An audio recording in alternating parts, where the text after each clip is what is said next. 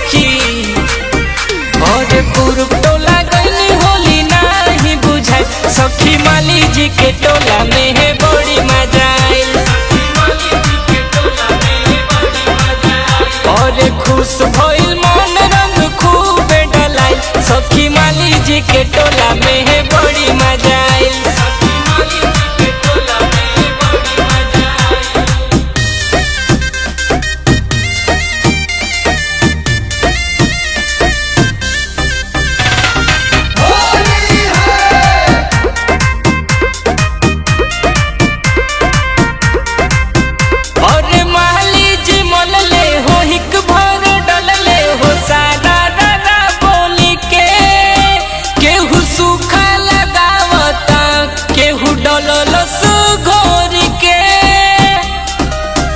सब मिलजुल होलिया मनोइले हो, पारा पारी आके रंगवा लगइले हो।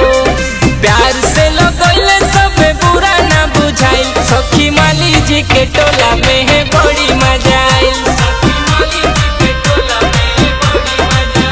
सखी माली जी के टोला में है बड़ी मजा आइल।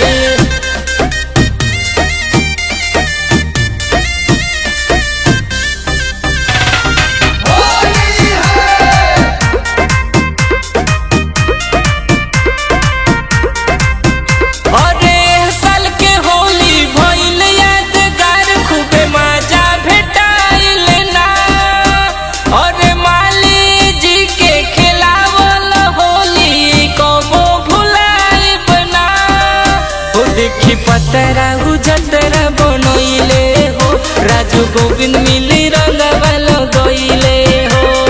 दिहले उनेक हमर गलिया छुआइल सखी, माली जी के टोला में है बड़ी मजा आइल।